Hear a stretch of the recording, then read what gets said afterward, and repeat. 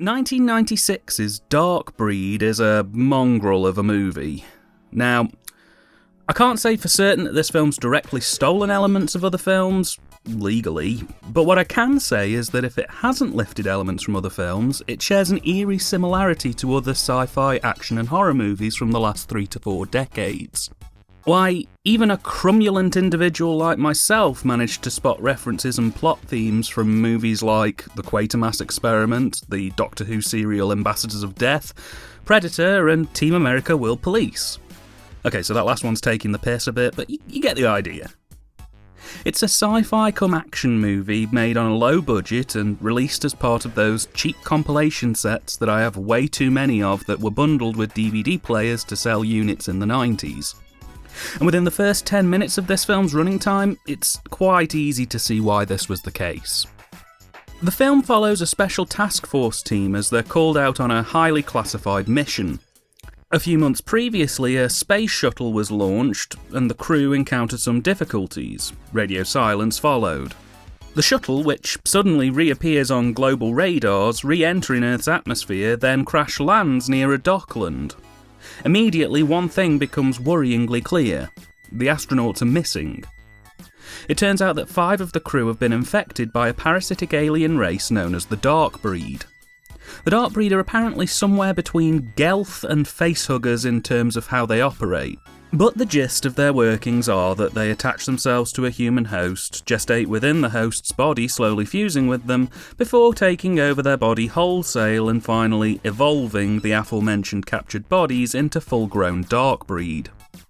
The Dark Breed as a race effectively stealth their way into unsuspecting planets, release spore versions of their offspring into the environment, who then take over an initial set of hosts, and then from there the Dark Breed grow and grow until they eventually conquer the planet and use its tech to send more Dark Breed spores out into space to colonise and destroy the next planet.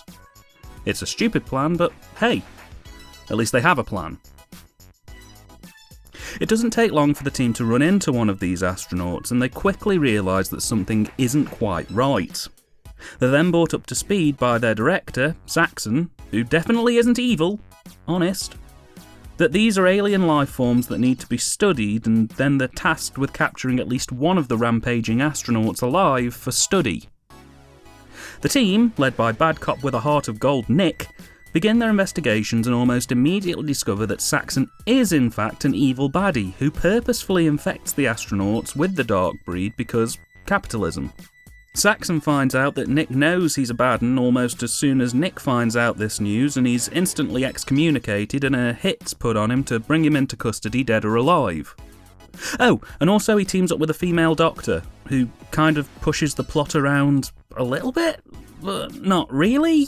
But yeah, she's in this now, so yay! Shortly after making this discovery and the hit being called, Nick bumps into, and apologies in advance for the pronunciation on this one, I have no idea because the audio's so muffled, Sabidra, the 6th astronaut. You see, while 5 of the astronauts got dark bred, Deborah, the only female astronaut on board, was instead infected by a rival species known as the Watchers, who turn up and take on the Dark Breed whenever they pop up. They share basic parasitic abilities to the Dark Breed, only they don't seemingly want to end up inhabiting their hosts. Sabidra tells Nick they have 39 hours to exterminate the Dark Breed or they'll reach full maturity, be unstoppable and destroy the planet. Sabidra also says she can only inhabit Deborah's body for about the same period of time, otherwise she'll inadvertently take over Deborah's body fully and will be permanently trapped in there. And so a race against time begins, as the team must first find and destroy the Dark Breed's spawning unit and then destroy the Dark Breed themselves. All the while, Nick is having horrific flashbacks to a traumatic incident he encountered while he was an astronaut himself. Will the Special Force manage to save the day and defeat the Dark Breed? Well, if you're curious, this film's got the answers, though Lord knows why you'd care. The plot sounds convoluted, and I'll be honest, there were moments when I didn't really entirely know what was going on myself. That's not to say that this is a particularly intelligent film, it's really not. This is a little dumb action sci-fi movie masquerading as a big dumb sci-fi action movie. It's just that it creates so many narratives and then forgets half of them and then creates convoluted get-outs to explain gaps in those plot holes that it's less Stephen Moffat and more Barney Gumble. The writing here is not the best, and you kind of feel like the writer was watching TV while writing this because there are so many tonal changes. One minute we're in Demolition Man, then the next we're in a soap opera, then we're watching Predator, then it's Carnosaur 3. It's pulling in so many different directions that it doesn't really establish itself with an identity, and as a result, I myself am really struggling to remember details about the film.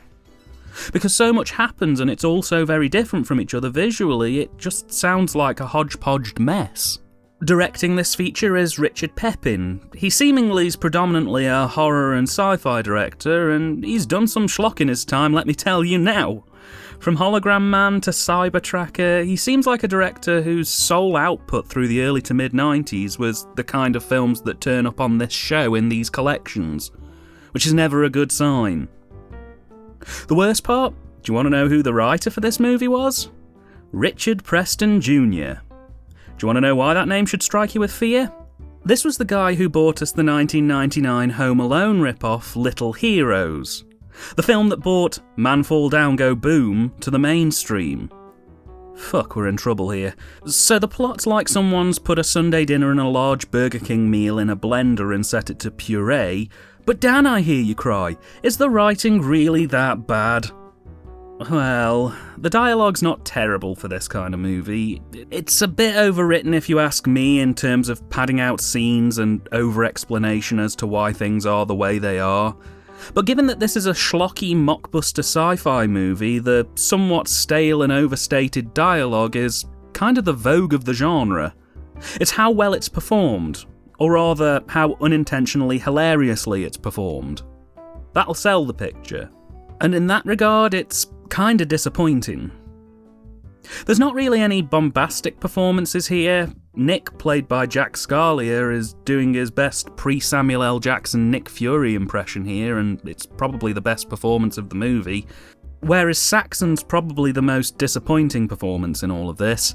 In these kind of movies, I tend to look for a Professor Zaroff type moment or performance, where the bad guy's revealed to be a crazy bad guy, especially in these kind of films. It really pays to go all out. Here, he's a pretty wimpy villain, and honestly, I don't actually even think his story gets closed out properly, because the third act is just such a mess I lost track of him. I know I've already talked about the uneven script excessively at this point, but it really cannot be stressed enough that uneven pacing and poor act structure is the most detrimental thing to this film. The first act's opening is full-blown action. Then we have a somewhat bland cat and mouse game that runs right through the middle of the film before we go for a sort of explosive but rather damp squib finale. The very beginning and the very end of the film are arguably the best parts of this. In Act 3 there's a scene where Nick blows up one of the Darkbreed with a bazooka, which is absolutely out of place for this film given the slog that is the second act. There's even a scene where Nick uses one of the Darkbreed's suicide predator bombs on itself, which again was way too actiony for the level this action movie spends most of its runtime dealing on. It's a real mess. The cine's all over the place and the lighting really doesn't help win any favours with me. It's all swirling and manic shots quickly cut one after the other, and poor lighting choices make it almost impossible to see what's actually going on in some scenes. Square that by just bland direction that could have been used on any mid-90s sci-fi movie outside the major Hollywood circle, and it just makes this film further fall down. Even the soundtrack's mediocre. It's just your bog-standard, royalty-free sounding action sci-fi score. There's no standout tracks, no melodic pieces, just slightly grungy, bassy farting for all the runtime. And the ADR, oh god, don't get me started on the bloody ADR. This film's about 80% re-recorded audio, and it's painfully obvious and very upsetting to the ears. It's not quite Terror in Beverly Hills bad, but it's bad enough that had it alone been the only issue with this film, it would have got a major markdown in my books anyway. But combined with everything else, it's just insult to injury. Finally, and I refuse to let this one go, the aliens look really rubbish. It looks like the alien from Dragonfire. That's 3 Doctor Who references and 1 review, Dan. Rein it in. It's bulky, wibbly, and about as threatening as a bin liner. Also, given how much they bigged up just how unstoppable and indestructible the Dark Breed are, they go down ridiculously easily. A few army and police grade weapons and they're a pile of dust on the floor, raising the question why this film went to such great lengths to big them up if they're as susceptible to weapons as most humans are. And the bad CGI in this film really doesn't help. Effects-wise, let's just say this film's near the lower end of the tank and leave it at that, shall we? Dark Breed was released on VHS in 1996 by Fox Guild, and shortly thereafter it was repackaged and released on DVD by Prism Leisure as part of several multi-film collections. As mentioned earlier, details are very scarce about this release at the time of recording. While I can't speak for the VHS release from a PQ perspective, the DVD release is more than reasonable. I see no reason for this film to get the Blu-ray treatment, honestly, but hey, each to their own. There's a scene selection menu, and that's about it when it comes to extras, so all in all this is a very underwhelming and poorly presented package. Not the worst I've ever seen, but fitting of a film of this calibre. In my opinion, Dark Breed isn't a very good movie. It's not laughably bad enough to make me ever want to come back to it, and realistically I probably never will. The most laughable part of this movie is that it's open-ended. They leave scope for a sequel, as if this thing was good enough to get a part 2. To me, the direction's poor, the cine's messy, the soundtrack's mediocre, the performances are simply not memorable enough, and the script's groan-worthy. It wasn't worth my time, it's not worth your time. There are 4 Predator films, and 2 additional movies that Predator's in, not including the future planned ones. If you want a knock-off Predator experience, go watch those movies. Your itch won't be scratched with this one. The fire stunts are cool though.